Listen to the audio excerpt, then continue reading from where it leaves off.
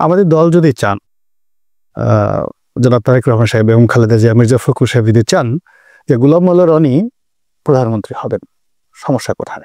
কোনো বাঙালি আমাদের স্বাধীনতার স্বাদ দিতে আস্বাদন করাতে পারেনি, শুধুমাত্র পেরেছেন বঙ্গবন্ধু শেখ মুজিবুর রহমান। আওয়ামী লীগকে তো সবসময় মিস করি, মৃত্যু পর্যন্ত মিস করতে থাকি। জামাতের যে চরিত্র আমরা দেখতে পাচ্ছি, যে সাহস, যে কৌশল, যে স্পিরিট আমরা দেখতে পাচ্ছি, মানে গল্প, রবিন হুডের গল্পকেও হার মানিয়ে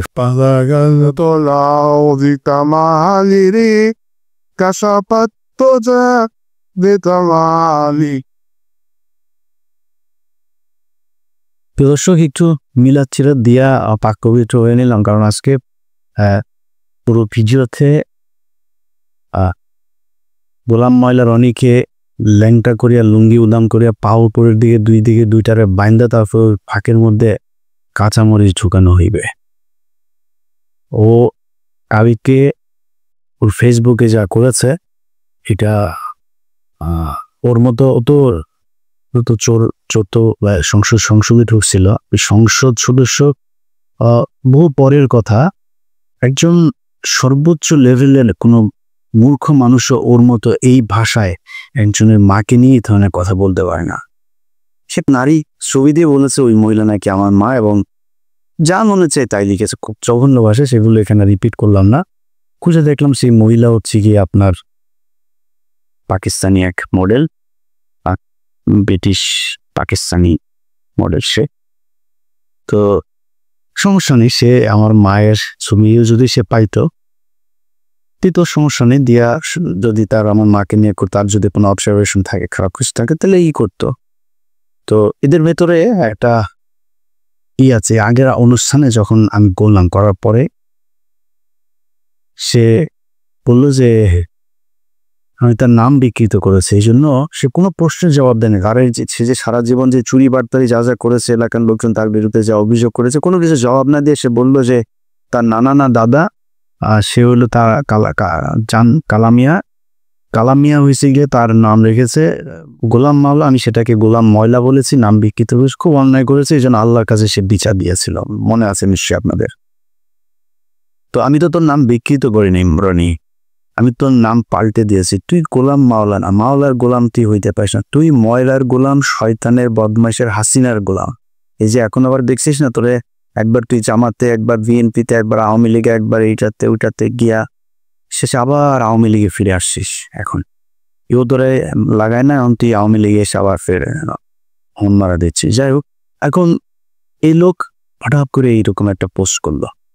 তো আমি আপনাদেরকে বলেছি যে সে আমাকে নিয়ে যা বলেছে, আমি ব্যক্তিগত কোনো নিতে আমার একদম সমস্যা না। আমি ব্যক্তিগত নেওয়ার জন্য রেডি, এবং আমি কিছু কিছু মানুষের ব্যক্তিগত উলঙ্গ করার জন্য রেডি। সেগুলো কারা ধরেন যাদের ভারত কানেকশন থাকবে, আওয়ামী লীগ কানেকশন, ওদের ক্ষেত্রে আমার এথিক্স মেথিক্স কিচ্ছু কাজ করবে না, যেখানে পাবো নেন্ডার। আমার বিএনপির স্থায়ী কমিটির অন্তত 4-5 জনের যিনি আছে, ছাড়ি না কেন বলতে সব শেষ। নোয়াখালীর এক বিএনপি নেতার ইদানিং তিনি একটু ডাউনে আছেন, একসময় খুব বড় নেতা ছিল, একসময় খুব বড় ধরনের আলোচনা ছিল তারে নিয়ে, আর বেশি বললাম না। তার একটা জিনিস এসছে আমার কাছে, এরকম অনেকের আছে, কিছু বলি না, বাট ফখরুলের পাইলে কিন্তু দিয়ে দেবো, সালাব্দির পাইলে দিয়ে দেবো। কেন জানেন? কারণ এগুলি হলো ইন্ডিয়ান চর। সো আমার ইন্ডিয়া আওয়ামী লীগের কানেকশন থাকলে অন্যদের ব্যাপারই না, অনেকের আছে, এগুলো আমি দেই না। এগুলো দেওয়ার এখন বয়স হয়েছে, দেখতেছে না, মাথার চুল মুন সবকিছু কিন্তু মানে আমার কিন্তু 90% চুল পাকা। এতদিন মেহেন্দি টেন্দি দিয়া তারপরে একটু খালা টোলা করে একদম কালো রং করা তো হারাও। তো এখন ওই রং করে না, পুরো সাদা করে ফেলছে। এখন বয়স হচ্ছে, একটু তো ঠান্ডা হওয়া দরকার, তো হিসাব করে করতে। বাট আওয়ামী লীগের ক্ষেত্রে একদম জীবনের আল্লাহ যদি বাঁচায় রাখে, 80 বছর বয়সে যদি আল্লাহ বাঁচায় রাখে, একদম চুলদারি গোক সব পাকা, চামড়া টামড়া টান পড়ে গেল, আওয়ামী লীগ আর ইন্ডিয়া কানেকশন আছে কারো, ওর নুনু পাইলে আপনাদেরকে দেখাই দেবে, আপনারা জাহিমকে আর কিছু করার নাই। কিন্তু অনেকের ক্ষেত্রে করে রাখি। তো আসতে জানি নিয়ে আমাকে করতে এসেছি, তার ব্যাপারটা আখের বলে তার আগে একটু পরীক্ষা করে নি ওর জিনিসে মেশিনের শক্তি আছে কিনা, এটা ওর মুখ থেকে শুনে আসি আগে। চলে নেব। হ্যালো, আসসালামু আলাইকুম। তোমার শরীর কি বেশি খারাপ? কি হয়েছে? এটা ক্লান্তি আর কিছু কালকে ঘন্টা পরে সব অফিসে আসছি আসার পরে কাজ তো অনেক আরাম চলে গেল সে ইসলামী উঠলাম আচ্ছা, রোজা কি আছো? আমরাও রোজা আছি। তোমার সাথে একটু দেখা করতে চেয়েছিলাম।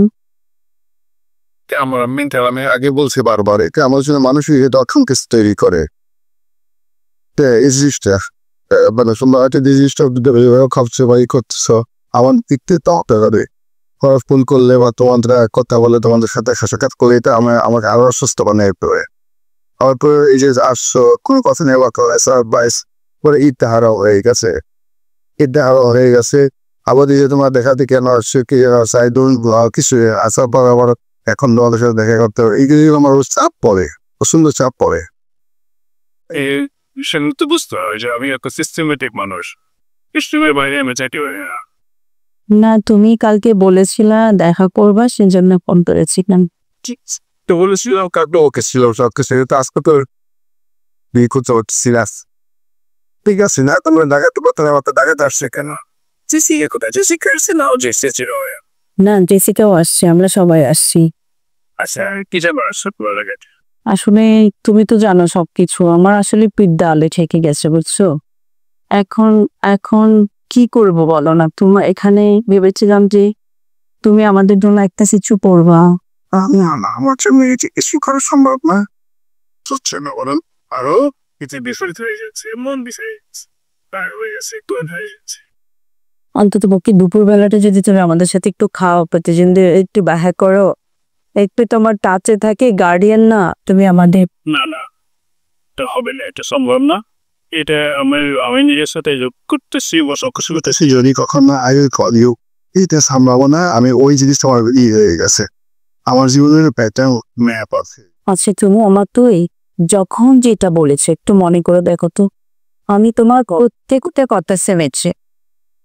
তুমি যখন আমাকে বলেছো যে চিটং চড়িয়ে আমি চলে গেছি, চলে যাও নাই, যখন বলেছো ফোন দিও না, ফোন দিই নাই, টেক্সট দিও না, টেক্সট দিই নাই, স্টিল নাও আমি তোমার ওয়াইফ।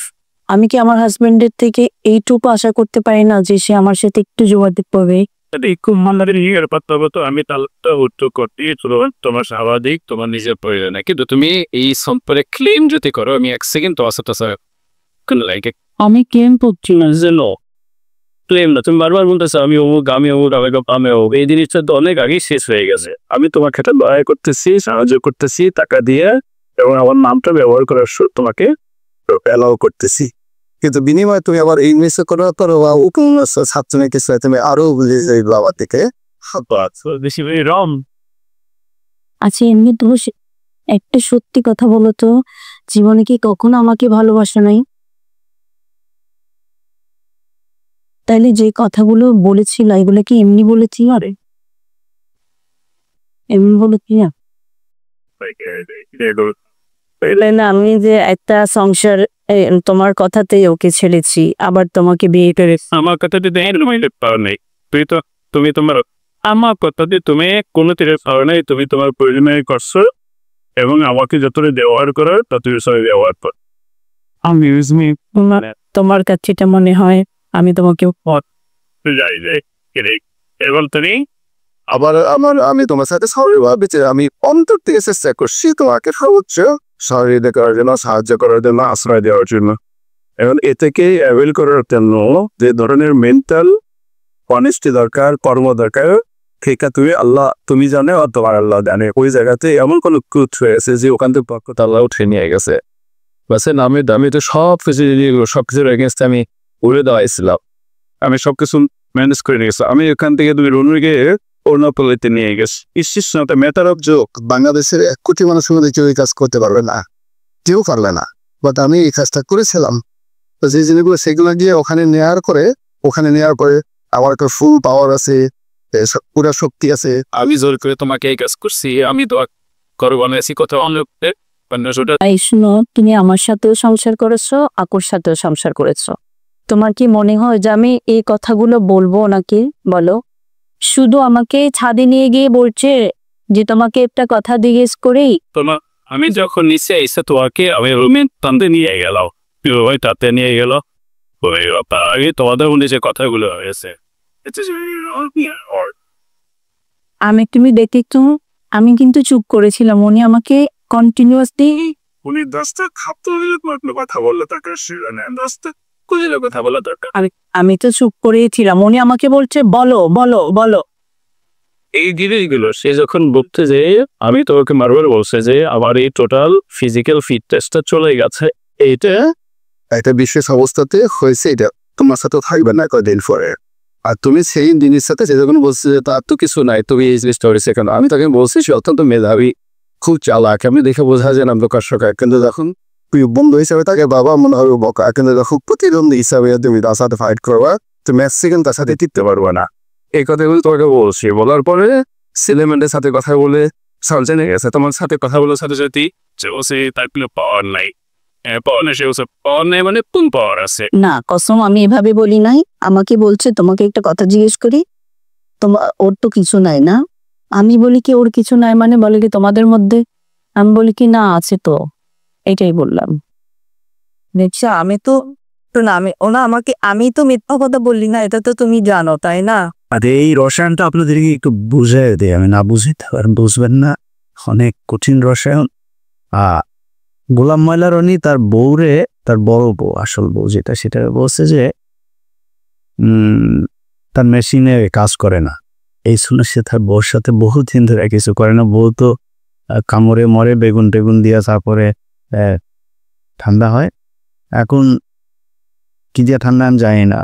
ওই যেমন ধরেন ওর মা আছে, বলবো মারে নিয়ে বললি রানি, তাই মাফ করে দিলাম, বিষয় বললাম তোর মার ছবি আছে, এটা তোর মা, দেখ যা বল এবার মানুষের তোর মা কিনা, তুই আমার মারে খুঁজে পাইছ, আমি তোর মারে খুঁজে পাইছ, আর তোর মারে নিয়ে তোর মার ভিতরে ডুবাইতে পারতাম, ডুবাইলাম না, মাফ করে দিলাম। মা তো ওই জন্য তুই আমার মৃত্যু মারে ছাড়িস নে। তো ওর বউ হয়তো বেগুন টেগুন দিয়া ই তো করতে হবে, বাড়িটা শারীরিক চাহিদা, কিছু করার নাই, ঠান্ডা হয় যেভাবেও। আর ওরে ও যা মন্য মহিলাদের সাথে আকাম কুকাম করে। দ্বিতীয় স্ত্রীরে বলছিল যে আমার যে মেশিন ঠিক আছে, এটা কিন্তু তুমি বড় বউরে বলবা না। ছোট বউ তো বড় বউরে বলে দিচ্ছে যে আমার মেশিন ঠিক আছে, শুনেন আরেকবার শুনেন তাহলে বুঝবেন। তোমার সাথে কথা বলার সাথে জাতি সে বলছে তার পাওয়ার নাই, পাওয়ার নেই, পাওয়ার নেই মানে কোন পাওয়ার আছে? না কসম, আমি এভাবে বলি নাই। আমাকে বলছে তোমাকে একটা কথা জিজ্ঞেস করি, তোমার ওর তো কিছু নাই না। আমি বলি কি ওর কিছু নাই মানে, বলে কি তোমাদের মধ্যে? আমি বলি কি না আছে তো, এটাই বললাম। আচ্ছা, এবার আলোচনায় আসি, আরো জিনিস আছে ওগুলি আপনারা জানবেন। আমি ও যেমন প্রমাণ ছাড়া, এগুলো জানতে প্রমাণ ছাড়াবো না। আমরা কালকে বলছি যে তোর ঘরে ঢুকে তোর মারে, তোর মেয়েরে, তোর বউরে তারপরে ই করে আসবো। তো ঢুকছিলাম, তোর মার কাছেও ঢুকছিলাম, তোর বউর কাছে, তোর মেয়ের কাছে, তিনি ঢুকছেন, এগুলি আনছে। তুই আমার নিয়ে বার কর, তোরে চ্যালেঞ্জ করলাম, তোকে চ্যালেঞ্জ করলাম, যা এই পৃথিবীর সব সুন্দরী মেয়ে মানুষের একসাথ করে এনে তারপরে ইলিয়াসের পিছনে লাগা। এই পৃথিবীর সব টাকা পয়সা স্বর্ণ যা যা আছে সব এনে ইলিয়াস সেই করছে, ভাই আপনারে এত টাকা ঘুষ দিলাম, আমার একটা চাকরি নেওয়াই দেন, ভাই এত টাকা ঘুষ দিলাম, আমার বাঁচে দেন, আমার টাকা দেওয়া বাদ দিও না, আমার টাকা দেওয়া আমি তোর মারবো না, এটা মনে রাখিস। আমি যে তোরা ধরি টাকা দিয়ে বাঁচবো না। অনেক মানুষজনের কাছে শুনি আমার নাম করে বিভিন্ন মানুষের কাছ থেকে টাকা পয়সা, ভাই দইরা পুলিশে দিয়ে তারপরে আমার খবর দিবেন। আমার ভয় দেখাইলে আপনি টাকা দিয়ে দিলে তাহলে আমার লাভ হইলো কি? টাকা বেশি হয়ে গেলে বাংলা এডিশন অফিসে যাই দিয়ে আসেন, আমরা ডোনেশন নিয়ে ওইখানে যাই দিয়ে আসেন। যাই হোক, কিনতে পারবি না, তুই আমার না সারাদিন চেষ্টা কর। দেখেন ও কালকে পোস্টে, ওরা সুশীল, এই সুশীলদের একটা ই আছে, ব্যক্তি আক্রমণ করা যাবে না। আরে বাবারে, ব্যক্তি আক্রমণ করা যাবে না। গোলাম ময়লা রনি, তুই এই যে জামাতের লোকগুলোরে একদম জাস্ট মেরে ফেললো কোনো কারণ ছাড়া। তারা নাকি পাকিস্তানের মিলিটারির কাছে যায় আওয়ামী লীগের লোকজনের মাদেরকে আর বউদের মেয়েদেরকে নিয়ে প্রোটেকশন ছাড়া প্রোডাকশন দিয়েছে, তারপরে এখন আওয়ামী লীগ যুবলীগ বের হয়েছে এগুলি। তো তোরা যেগুলি বলিস, তোরা যে পাকিস্তানি বীজ এটা যে দাবি করিস, তো এটা সত্যি কথা। মতিউর রহমান নিজামী তোদের মাদেরকে নিয়ে পাকিস্তানিদের সাথে লাগিয়েছে, এটা সত্যি কথা। এটা ব্যক্তি আক্রমণ না? আমারে নিয়ে তুই যে এই কাজগুলি করলে, মনে কর সত্যি সব, এটা ব্যক্তি আক্রমণ না? তোর বলে তোর নাম গোলাম ময়লা রনি রেখেছি আমি, তোর নাম হচ্ছে গোলাম মাওলা রনি, তোর কালামিয়া তোর দাদা তোর নাম রাখছে, আমি তোর নাম বিকৃত করে, তুই আমার নাম বিকৃত করেছিস, আমার ইল্লু না কি যেন লিখে তা করে ই করছিস, কেউ করি না। এরকম বহুত কিছু সহ্য করা, এটা শর্ট জার্নি না, ইটস এ লং জার্নি। এটা সেই 2018 সাল থেকে সোশ্যাল মিডিয়াতে আসি, আল্লাহর রহমতে টিকে আছে। সম্মান দেয়ার মালিক আল্লাহ, দেয়ার মালিক আল্লাহ। সো তোরে বললাম, তোর যা যা আছে সারা বাংলাদেশে সব ডিজিএফআই গোয়েন্দা সংস্থা সবাই লাগাই দে, ক্লিয়ারসে মায়ের দিয়া পটা দিয়ে খাওয়ান পারিস, চ্যালেঞ্জ করলাম। এখন এরা ব্যক্তি আক্রমণ করতে গেলে, এরা কিছু বললে এদের ব্যক্তি আক্রমণ বলে তারপরে কান্দাকাটি শুরু করে, খেলা হবে। তুই আকাম কুকাম করে মিথ্যা দিয়ে আমি সত্য দেয়া করবো প্রমাণ সহ। গোলাম ময়লা রনির দ্বিতীয় স্ত্রী, তাকে গোলাম ময়লা রনি বিয়ে করেছে, আমার কোনো সমস্যা নাই। গোলাম ময়লা রনি আরো 10টা বিয়ে করুক, আমার কোনো সমস্যা নাই। সেই মহিলাকে 2009 সাল থেকে তার পেছনে লেগে তারপরে সেই মহিলাকে বিয়ে করেছে। 18 সালে তাকে তার স্বামীকে তালাক দিয়েছে, 22 সালে বিয়ে করিয়েছে। বিয়ে করার পরে সেই মহিলার কাছ থেকে তার সম্পত্তি চেয়েছে, সেই সম্পত্তি তার নামে লিখে দেয় নাই, এই জন্য কয়েকদিন আগে ডিভোর্স দিয়েছে। পৃথিবীর কোন আইন, কোন সভ্যতা, কোন মানবতা এটাকে অ্যালাউ করবে যে একজন নারীকে আপনি তার সংসার ভেঙে নিয়ে আসলেন, এনে তারপরে তার সম্পত্তির জন্য ই করলেন? সেই মহিলার ভাই নেই, মা নাই, বাবা নাই, বাবার সম্পত্তি বোনেদের মধ্যে বন্টন হয়েছে, বোনরা থাকে আমেরিকা, সে দেশে থাকে, সম্পত্তি সব সে দেখভাল করে। এই সম্পত্তি বাগিয়ে নেওয়ার জন্য গোলাম ময়লা রনি তার পিছনে লাগলো, বিয়ে করে টাকা পয়সা সম্পত্তি দেয় নেন, মহিলারা ছেড়ে দিল। আপনাদেরকে বলেছি যে আমি ফাও কথা বলবো না, চলেন আমরা ওই নারীর কাছ থেকে শুনে আসি যে গোলাম ময়লা রনি তার সাথে কি কি করেছে। হাজব্যান্ড থাকাকালীন মানে রনি কেন আপনাকে বিয়ের প্রপোজ করতো?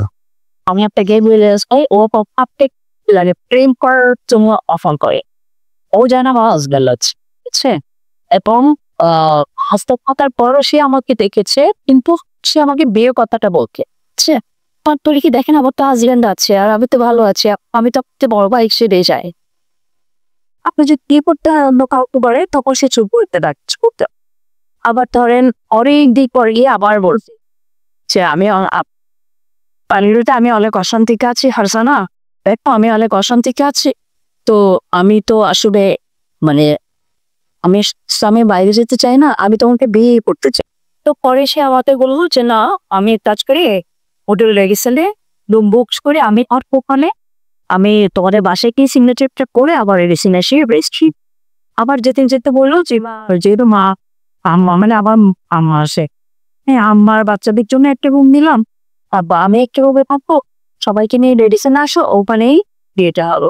আমি ও সবাইকে নিয়ে রীতিমতো যেভাবে সিদ্ধান্ত নিয়েছে ওভাবে একটা পুলিশ মানে ইয়ার ওসি বলে সিবিআই এর একজন ওসি, ওরা নেই, তারপর হচ্ছে আমার একটা ফুফাতো ভাই, আরো কিছু গেস্ট, তারপরে আমাদের টিপসের যিনি চুপ উনি, তারপরে চাপটার কাটছি, এরকম বেশ কিছু বন্ধু ওখানে গেলাম। শুক্রবার জুমার ঠিক আগে করে বিয়েটা হলো, তাজি সাহেব ওখানে কিনে দেওয়ার করেও বললো আজকে 13 তারিখ, এই জন্য আপনাকে 13,000 টাকা দিলাম, আজকে যদি 30 তারিখ পড়তো আপনাকে 30,000 টাকা দিতাম, আজিকে বলছি।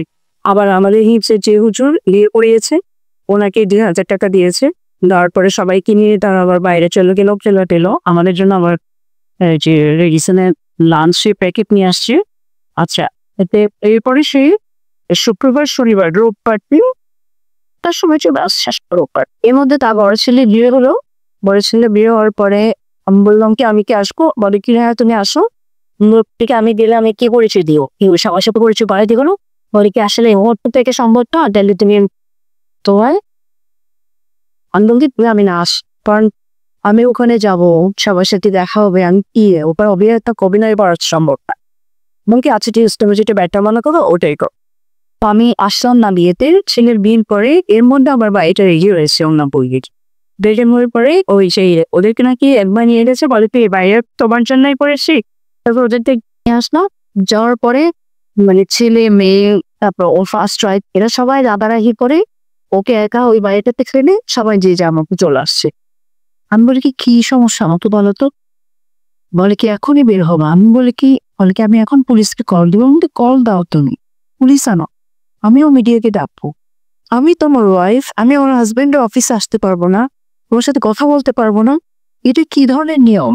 হ্যাঁ, তো ওদের কি সত্যি সত্যি পুলিশ কল দেওয়ার পরে ওই যে শাহবাগ থানা থেকে আসলো, আসার পরে ও দেখি যে ওই মহিলাকে ফোন দিয়েছে ফার্স্ট ওয়াইফ।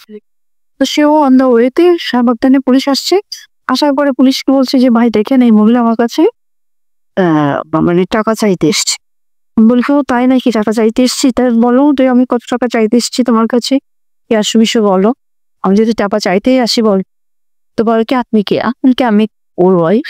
বলে কি আপনার কাবিন আছে? আমি কি হ্যাঁ আছে। এখন আমিও বোকামি করলাম, আমার মামা শ্বশুরের কাছে মোবাইলে আমার কাবিনটা দেওয়া ছিল। আমি বলি মামা কাবিনটা একটু পাঠান তো। ঠিক আমার মোবাইলে দিয়েছে, ওরা দেখে কাবিনটা নিতে চাচ্ছে। আমি বলি কি ভাই নিয়েন না, কারণ আমার হাজবেন্ডের ইন্টেনশন দেখে আমার কাছে সন্দেহ হচ্ছে, আপনারা নিবেন না, এই কাবিনটা দিয়ে সে কিন্তু খারাপ কিছু করতে পারে। হ্যাঁ, পরে আবার বসার পরে ওই ফার্স্ট ওয়েভ আসছে। আসার পরে পুলিশকে বলছে যে ভাই দেখেন এই মহিলা আমাকে চিটং হ্যাপাটাইজ করে নিয়ে গিয়ে একটা কি কাগজের মধ্যে এরকম টোপা দিয়ে ফু দিয়ে আমি বেহুশ হয়ে গেছি। তারপর আমার যখন হুঁশ ফিরে আসে তখন দেখি আমি অসংলগ্ন অবস্থায় হসপিটালের বেডে পড়ে আছি, আর এই মহিলা আমাকে বলছে সে তার সাথে আমার বিয়ে হয়ে গেছে। তো এবং বিয়ে হওয়ার পরে সে দেখি যে কাবিনে আমার সিগনেচার করা। আমি বললো ও তাই নাকি? বললাম বলো রনি তুমি 7 বছরের বাচ্চা, তোমাকে আমি ঢাকা থেকে চিটং নিয়ে গেছি। তারপর আমি বলি কি কাহিনী সুন্দর লাগে, মিথ্যা এভাবে বলতে হয় না। হ্যাঁ, আমি বলি কি তুমি যদি এভাবে মিথ্যা বলতে বলছো আল্লাহ গজব পড়বে না তোমার উপর? বলে কি আমি যদি মিথ্যা বলি আমার উপর আল্লাহ গজব পড়বে, আর যদি তুমি মিথ্যা বললে তোমার উপর আল্লাহ গজব পড়বে। তারপর আমি বলি কি ভাই দেখেন আমি তখন পুলিশকে কাহিনীগুলো বললাম, আমি আমার লাইফে অনেক ভালো ছিলাম। সে বারবার বোঝায় আমাকে নিয়ে আসছে একটা জীবন থেকে আরেকটা জোরে নিয়ে আসছে। এখন এই অবস্থায় এসে যদি সে আমার সাথে যা শুরু করে সেগুলো করে, আমার মেয়েটাকে আমি কিভাবে বিয়ে দিব? যখন জানবে যে আমার মেয়ে তার মায়ের 2টা জায়গায় সমস্যা হয়েছে, আমার মেয়েকে আমি বিয়ে দিতে পারবে? তখন পুলিশটা খুবই বোঝালো তাকে, বলে কি স্যার ও আরো অনেক কথা বলছে যেগুলো আমি আপনাকে মানে আমার নেগেটিভ অনেক কথা, আমার চেয়ে খারাপ মানুষ পৃথিবীতে আরেকটাও নাই। আর বাসটা এটা কোন থানা? শাহবাগ থানা। শাহবাগ, হ্যাঁ। কতদিন আগে আপনারা নাইতে? এটা হচ্ছে এই ধরেন 1.5 মাস খাইয়া 1.5 মাস। শাহবাগ তারা মেকে যাচ্ছে গেছে। পুলিশ কে গেছিল? ওসি নিজে নাকি অন্য কেউ? না, ওসি পাঠিয়েছে ওই দুজন ওই যে টহলে থাকে না যারা ট্রিপল লাইনের, হ্যাঁ ওদেরকে পাঠিয়েছিল আর কি। তো ওরা বলে কি স্যার এটা ঠিক হবে না, ম্যাডাম খুব কান্নাকাটি করছে, আপনি স্যার এটা মানে এরকম করিয়েন না। ওরা পুলিশরা অনেক বুঝালো যে ওনারা বুঝে গেছে যে আমি জেনুইন, সে যা বলছে সব কিছু। আচ্ছা, তারপরে এরপরে আমি অনেক ভিডিওটা বলবি ভাই দেখেন আমি শুধুমাত্র আগে দেখতে আসছি, আমি হয়তো 10টা মিনিট এখানে বসতাম, কারণ সে মানে আমার মেয়ের জন্য একটা প্রস্তাব এসেছিল আমার বোনের হাজবেন্ডের নেভার। তো ওরা নাকি দেশে এসে আমার ওর সাথে যোগাযোগ করেছে, মানে আমার মেয়ের ব্যাপারে আর কি। বলছি আমি তো আগামীকালই চিটং চলে যাবো, আমি আমার মেয়ের বিয়ের বিষয়টা, আর ও যে খুবই অসুস্থ, আমার হাজবেন্ড খুবই অসুস্থ, আমি ওকে একটু দেখতে আসছি। ভাই এই অপরাধের জন্য ও আপনাদেরকে কল দিয়েছে। আচ্ছা, এটার পরে সেরে ওদের কাছ থেকে কাবিনটা নিতে চাইলো, ওরা দেয়নি। এরপরে কি করেছে, আমি বের হয়ে শাহবাগ থানার ওসিতে ফোন করলাম। ওসি সাহেব বলে কি ভাই আপনার এমনিতে আমাদের জায়গায় আমরাও আছি না, আপনাদেরটা আপনারা সামলান তো, কোনো মিটিং টিটিং করতে পারবো না। আমি কি করলাম, আমি বলি কি ইভেন্ট তো স্টাইলে সমাধান হচ্ছে না, তাই না? আমি বললাম কি আমার শাশুড়ি যেহেতু ওর বাসা আছে ধানমন্ডির বাসায়, আমি ওখানে গেলাম, ধানমন্ডির বাসায় গেলাম, গিয়ে আমি বলি কি যেভাবে হোক আমি ওকে ম্যানেজ করবো আজ। এইটা আমার গিয়েছিল ধানমন্ডির বাসায়। যখন গিয়েছি এবং আমার শাশুড়ি আমাকে দেখে ভয় পেয়ে গেছে, মানে তার ছেলে বতো মহাদজ্জাল। হ্যাঁ, ও কি করেছে, ওই যে ওখান থেকে আমার শাশুড়ি ফোন করে বলেছে ফারজানা এখানে আসছে। আমাকে বলে কি তুমি কোথায়, আমি বলি কি আমি ধানমন্ডির রসাই। বলে কি তুমি এখন বের হয়ে যাও। বলি কি কেন, তোমরা আসো, আমরা তোমাদের সাথে কথা বলবো। তখন দেখে ওরা নিয়ামতের থানায় গিয়ে আমার নিয়ামতের থানা থেকে টহল করেছে, 999 পুলিশগুলো পাঠিয়েছে। পাঠানোর পরে সেম থিং নিয়ামতের থানার ওসিকে বলছে যে আমি তাতে অ্যাডভার্টাইজ করে বিয়ে করেছি, নারীদের কাছে দেয়। এখন ওরা আমাকে বলে কি ম্যাডাম চল না। আমি বলি কি কেন, এটা আমার হাজবেন্ডের বাসা, এই যে আমার শাশুড়ির সাথে কথা বলে। ওরা আমার শাশুড়িকে জিজ্ঞেস করেছে আপনার ছেলের বউ, বলে হ্যাঁ। এখন তারপরে বলে কি আপনি আসে। আচ্ছা এসে দেখি এরা দুইজন বসে আছে, ওই মহিলা আর এই বসে আছে। তো সে ভাবার পরে আমাকে বলে কি উনি কি, আমি বলতে আমার হাজবেন্ড। বলে কি কেমন হাজবেন্ড, আপনার কামিন আছে? আমি বলি কি অবশ্যই আছে, দেখ কামিনটা দেখেন। বলে কি দেখ তো আপনার কামিনটা একটু ভাই দা যাবে না, আপনি এমনি দেখেন। তখন দেখি যে সে আমাকে বিভিন্ন ভাবে জায়গা করছে, আমার এত অপমান লাগছে, কান্না আসছে। আমি বললাম যে ভাই দেখেন সত্যি কথা, যেটা সে আমাকে পছন্দ করে বিয়ে করেছে এবং আমি ফার্স্ট ড্রাইভের বিষয়গুলো সবকিছু ক্লিয়ার করেছি। সে এখন আজকে এসে সে কি কারণে উল্টে যাচ্ছে আমি জানি না। তবে আমার শাশুড়ি যেটা বলে যে সে কালো জাদুর শিকার, সে কালো জাদুর শিকার, নাইলে সে কন্টিনিউসলি আজকে 1.5 বছর ধরে এরকম অসুস্থ হয় না একটা মানুষ। তারপরেও বলে কি আচ্ছা ঠিক আছে আপনার মোবাইলটা দেয়। মোবাইলটা নিয়ে আমার মোবাইল থেকে ওই আমার কামিনটা নিল। নেওয়ার পরে বলে কি আচ্ছা ঠিক আছে কালকে সকালে মিটিং হবে, এখানে মিটিং হবে, আপনি মানে কোথায় যাবেন ম্যাডাম? আমি বলি কি আমি এত রাতে কোথায় যাবো, আমি আমার হাজবেন্ডের বাসায় থাকি, রাতটা আমার হাজবেন্ডের বাসায় থাকি, আমি তো এত রাতে আমি কোথায় যাবো একা নেই। বলে কি না আপনি ওখানে যেতে পারবেন। আমি বলি কি কিন্তু কোনো ওয়াইফ তার হাজবেন্ডের বাসায় যেতে পারবেন এটা কেমন কথা, দেন তো আমরা থানায় বসে থাকি। বলে কি না থানায় বসে থাকা যাবে না। আমি বলি কি তাহলে আমি করবো কি, বলে কি আপনার কেউ নাই? তো অনেকক্ষণ পরে প্রায় 12টা আমি বলি কি আসছে আমার একটা মামা আছে, আমার মানে মামার শ্বশুর আর কি। তো তাইলে আমাকে ওখানে নিতে আসে। তাও তারা কি করলো, পুলিশের গাড়ি দিয়ে আমাকে ওই আমার মামার শ্বশুরের বাসায় দিয়ে আসছে। পুলিশ একদম বাসায় দিয়ে কাছে দিয়ে আসছে। তারপর দিন মিটিং করার কথা, অনেকে কয়েকবার ফোন দিয়েছে, ফোন ধরলাম। এর মধ্যে সে এসে পাপিনটা নিয়ে মানে ডিভোর্স লিখে চিটাও পাঠিয়ে দিয়েছে। আমি তো ঢাকা, আমি তো ওখান থেকে আমাকে ফোন করেছে যে একটা চিঠি আসছে। আমি বলি কি চিঠি? বলে কি এই যে ও অফিসের অ্যাড্রেস করেছে। আমি বলি কি ভাই চিঠিটা আপনি রিটার্ন দেন, দিলে আমি নাই।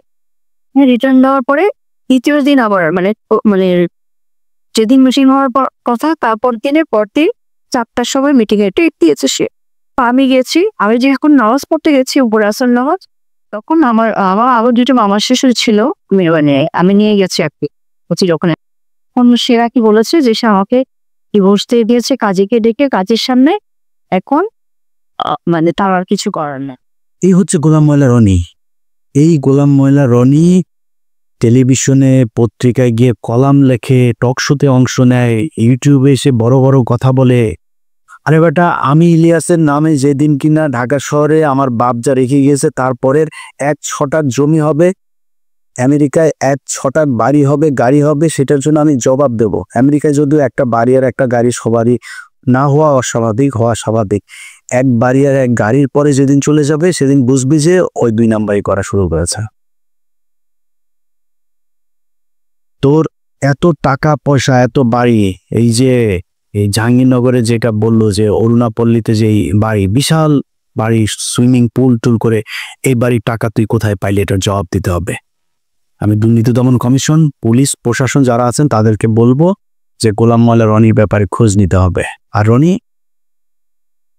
তোরে বলি এবং তোর সাথে সাথে আমার যারা দর্শক আছে তাদেরকে আমি বলি, ভাই শুরুতেই যেটা বললাম যে বয়স হয়েছে, তো এখন এইসব বিষয় টিষয় নিয়ে, এগুলো সংবেদনশীল বিষয়, এগুলো নিয়ে কথাবার্তা বলতে গেলে একটু হুশ করে বলা উচিত, সবারই বলা উচিত। আমি নিজে ওইটা মনে করি। আর কারো ব্যক্তি লাইফ সামনে আসুক, ওই যে একটু আগে বললাম ইন্ডিয়া ভারতের ব্যাপারে আমার ধর্ম আমি মানব না। আমার যদি জিজ্ঞেস করেন যে ভাই ইসলাম মানবেন কিনা, ওইটার ক্ষেত্রে আমি আল্লাহর কাছে মাপ চাই নিব, আল্লাহ মাপ করে দিন। আমি এদের ক্ষেত্রে ধর্ম টর্মর কোনো প্যারামিটার আমি মানতে যাব না, যেমনে পারে ওদেরকে ভরে দেওয়া হবে। আওয়ামী লীগের ক্ষেত্রে কোনো মাপ নাই, কারণ এরা আমারে এই আমেরিকাতে যতভাবে কষ্ট দিয়েছে, ওই কষ্ট সহ্য করতে পারবেন না। আপনারা এখানে দেখেছেন না আওয়ামী লীগের সাথে যে মারামারি, গালাগালি করেছে যে একদিন ইচ্ছা মতো ওদের সব কটার মারে যে শেখ মুজিবের দিয়ে লাগাইছি, মনে আছে না? কেন বলেছিলাম জানেন? আপনারা তো শুধু ভিডিওটা দেখেছেন, আমি অনেক উত্তেজিত। আমি ভাই এত উত্তেজিত না, আমাকে যারা ব্যক্তিগতভাবে চিনে, আমি যথেষ্ট পোলাইট, খুব নরম টাইপের একজন মানুষ। বাট হঠাৎ রাগ হয়ে, কখন রাগে আমি নিজেও জানি না কেন রেগে গেলাম, হঠাৎ করে রাগ হয়ে যায়। কিছু কিছু জায়গায় আমি সহ্য করতে পারি না। যেদিন ওই গ্যাঞ্জাম, তার 2 দিন পরে আমার মা মারা গিয়েছেন এবং আমি পাশে দিয়ে হেঁটে আসছিলাম, আমার মাকে তুলে গালি দিয়েছে। যখন গালিটা দিল আমি ঘুরে দাঁড়াইলাম, দাঁড়ায় দেখি যে তারা অন্যদিকে তাকায় কথা বলছে, আমার দিকে তাকায় না। তখন আমি ওদের মারে তুলে আর শেখ মুজিবরে তুলে আমি বললাম যে আমার মারে গালি দিছিস, তোদের সব কটার মারে শেখ মুজিবরে দিয়া লাগাই। খুব খারাপ ভাষা এখানে বলছি না, খুব খারাপ ভাষায় বলেছিল। সব কটা এসে আমার মারতে, আমি তো ধুইছি ভাই, জীবনে গালাগালি যা শুনছি সব দিছি, সব দিছি। কেউ গায়ে হাত দেয় না এখানে, বুঝছেন না? গায়ে থেকে সমস্যাতে এই যে 2 দিন আগে এই যে একজনকে, আমাদের হিমেন নামে একজনকে তারা গালাগালি করেছে, সে যে সেখানে ভিডিও বানিয়েছে, এই জন্য ও আবার যায় পুলিশ করছে, পুলিশের কাছে মামলা হয়েছে, করতেছে ওগুলো। ওরা জানে এখানে সমস্যা, পুলিশ নিয়ে আকাম গোলাম এইসব করা যাবে না। ব্যাস ঠান্ডা, এখানে একদম ঠান্ডা, পুরো ঠান্ডা। আর এমন তো মনে করেন যে উল্টাপাল্টা করলে তো গ্রামে যাওয়া, বাড়ি ঘরে লাগাই দেওয়া, এখানে কোনো ঝামেলা। আমি খালি খুঁজি যে কেউ কিছু বলে কিনা, আমি খুঁজা ওদেরকে করি যে এটারে পাই, ওটার গালাগালি করি। আমাদের যেগুলো এখানে করছে ওটা পাইলেই গালাগালি করি, মারা তো আর যাবে না, গালাগালি করি। তাও শোধ দেওয়া দিই, ওই আগেরগুলো সব শোধ তুলি। তো এখানে অনেক অনেক খারাপ সময় গিয়েছে ভাই। আমাকে ইসলামী টেরোরিস্ট বানানোর জন্য পুলিশের কাছে এখানে রিপোর্ট করেন, অনেক মামলা। আমি এখানে অনেক মামলা আমাকে পার করে করতে হয়েছে ভাই। ধর্ষণের মামলা, কিডন্যাপের মামলা, বাড়িতে বোমা মারা, মানে বহুত মামলা পার করে তারপরে আল্লাহ এই জায়গায় ঠান্ডার মানে স্থির রেখেছেন। তো সবই আল্লাহর কাছে শুকরিয়া। তো এগুলো সহ্য করে, আমার পরিবারের উপরে যা হয়েছে এগুলো সহ্য করে, তারপরে যারা ঠান্ডা থাকতে পারেন ওরকম ঠান্ডা লোকজন এসেন। আপনাদের মতো বহু ঠান্ডা লোক যারা ঠান্ডা থাকতে বলেন না, তাদের অনেক ঠান্ডা লোকজন দেখেছি, অন্যায়ের প্রতিবাদ করেন নাই, অন্যায়ের প্রতিবাদও করেন না, নিজের উপরে কোনো সমস্যা আসে না, ঠান্ডা হয়ে থাকেন। আপনাদের মতো এত ঠান্ডা হয়ে থাকার জন্য কুত্তার জীবন নিয়ে দুনিয়ায় আসি নাই। কুত্তা খায়, হাগে মতে, ঘুমায়, মারা যায়। তুইও যদি কুত্তার মতো খাবি, হাগবি, মুদবি আর মারা যাবে, এটার জন্য, এটা জীবন না। এখানে আরো অনেক কাজ আছে, সেই কাজগুলো করা উচিত। যাই হোক, অনেকেই এটা করেন। আমি আমার আজকে ভিডিওটা অনেকের কাছে খারাপ লাগতে পারে, অনেকগুলো খারাপ কথাও এখানে বলা হয়েছে। আমি আপনাদের একটু শেষ ব্যাখ্যাটা দিয়ে প্রোগ্রামটা শেষ করব। এই মহিলা আমার কাছে এসেছিল আরো অনেক আগে, তো আমি তখন কিছু বলি নাই। উনি আমার বলছিল যে ভাই, আপনাকে আমি ভাই ডাকলাম, আমার সংসারটা আমি রনির সাথে করতে চাই, আপনি আমাকে একটু হেল্প করবেন। তা বললাম কি করতে হবে বলেন। তখন সে বলল যে ভাই, আমি আপনি যদি একটা পোস্ট করেন তাইলে ও একটু ভয় পাবে, আমি আপনার কথা বলে তারপরে ওরে থ্রেট করবো। ঠিক আছে, পোস্ট করলাম যে রনি, তোরে 48 ঘন্টার মধ্যে সময় দিলাম, তুই করবি তো স্ত্রী ফারজানার কথা বলে দেবো। এটা বলা, সে বুঝলো যে আরজানা নামে কাউকে একজনের সাথে আমার পরিচয় হয়েছে এবং সে তার দ্বিতীয় স্ত্রী। কেউ কিন্তু জানে না, জানতো না তো ওই সময়। তার 2 দিন পরে সে আমার 2 ছেলেকে নিয়ে এত জঘন্য ভাষায়, এত জঘন্য নোংরা ভাষায় একটা পোস্ট করেছে। আমার কলিজার টান দিয়ে যদি ছিঁড়া ফেলতি না রনি, তো আমি এত কষ্ট পাইতাম না। আমার ছেলেদের নিয়ে খুব বাজে ভাষায় একটা পোস্ট করছে। তারপরেও কিন্তু আমি ঠান্ডা হয়েছিলাম। যে মহিলা বলছে যে ভাই কিচ্ছু করিনি। এখন 3-4 দিন আগে সে আবার আসলো, ভাই অনেক চেষ্টা করলাম, সে আমার সাথে থাকবে না, সে আসলে তার সম্পত্তি এগুলি লাগবে, সে আমার সাথে থাকবে না। এখন আমারে ভাই আপনি কিছু একটা করেন। বললাম কি করবো আপা, আমার কাছে যে সুযোগ আছে আমি তারপরে সংসারে ওরে বলে করতে পারবো, সাথে আমি কথা বলতে পারবো না, আপনি করেন, যদি অনুমতি দেন তাহলে আমি ভিডিও আপনার প্রত্যক্ষ এগুলো আমি চালাইতে পারি। তো আমি বললাম না ভাই, আপনি একটা কাজ করেন, পোস্ট করেন। আমার আগের পোস্টটা তো মনে করছে যে আমি করছি, আমি করাইছি আপনাকে দিয়ে, ও যেন মনে করে ওর প্রথম স্ত্রী আপনাকে দিয়ে পোস্ট করেছে, এরকম কিছু একটা লিখে পোস্ট করেন। তখন আমি এই যে 2 দিন আগে একটা পোস্ট করলাম যে ইতি রুনু ওর দ্বিতীয় স্ত্রী, প্রথম স্ত্রী। তো এটা করার পরে আমি মনে করেছিলাম যে হয়তো ও দ্বিতীয় স্ত্রীর সাথে যোগাযোগ করে দেওয়া কিছু একটা, উনি ওই মহিলা যেটা মনে করে সেটাই হয়তো কিছু একটা হবে। অবাক হইলাম, সে আমার মাকে নিয়ে যা মনে চায় তাই পোস্ট করে আসে, এটাই করলো। ও বুঝতেই পারে না আমার কাছে ওর কি কি জিনিস আছে। তো আমি দেখেন আপনাদের কাছে বিচার দিলাম যে আমি আমার ধৈর্যের সর্বশেষ সীমানা পর্যন্ত অপেক্ষা করছি। ও যদি আমার এরকম কোনো কিছু পাইতো, আমি আপনাকে গ্যারান্টি দিলাম, ও না বহু এই জগতে বহু মানুষ আছে ভাই, আমার এ নিয়ে পাইলে সে পৃথিবীর সব দিয়ে তারা আটকানো যাবে না, আগেই আপলোড দিয়ে তারপরে অন্য কথা পায় না। সমস্যা রয়েছে এই জায়গায় আমার আটকে যায়, আমার সাথে বিশাল জ্ঞান জাম কয় না ও সৎ আছে, যাও রে শালা একটা বদমাইশ কিন্তু সৎ আছে, ওরে কিনা যাবে না, একদম মাখ চাউরা, খুব চাউরা ভাই, আমি খুব খারাপ, আমার কেনা যাবে না, আমার মেয়ে মানুষ দিয়ে ফাঁসানো যাবে না, আমার ঘুষ দিতে পারবে না, আমি দুর্নীতি করি না, আমি সেল হই না, কিন্তু আমি খারাপ। খারাপ কোন দিক দিয়ে বল, কোন দিক দিয়ে খারাপ সেটা বল, এইটা বলতে পারে না। তো সেইটা করলো, গালাগালি করে যা মনে হচ্ছে তাই লিখলো। আমি কিন্তু তার এটা আটকে রেখেছি এবং শেষ পর্যন্ত চেষ্টা করেছে যে এটার একটা সঠিক সমাধান হোক।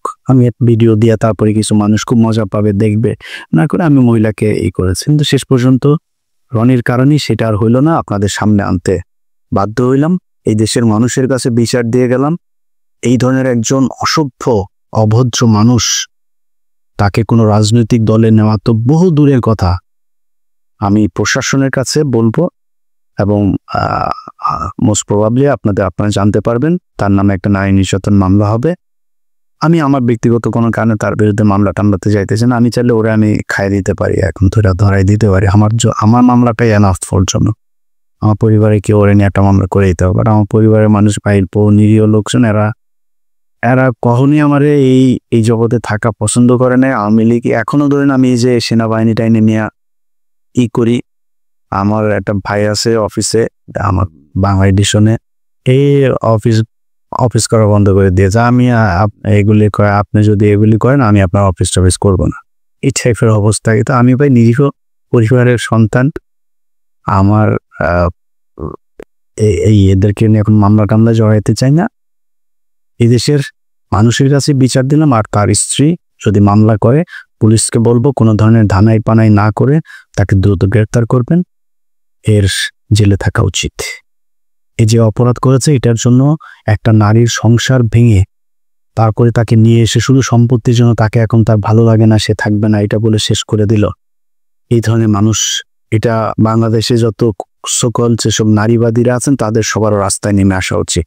একটা নারীর জীবন এইভাবে ধ্বংস করে দেওয়া, এটা কোনো পয়েন্ট থেকে কোনো ডেফিনেশনে এটাকে হালাল করা যাবে না। অনেক কথা হইল ভাই, আওয়ামী লীগের উপরে খুব খেপা ছিলাম, এখন তো আর ওরকম ওই দিন তো নাই, এখন আমাদের সুখের দিন, আমরা এখন দেশ চালাই।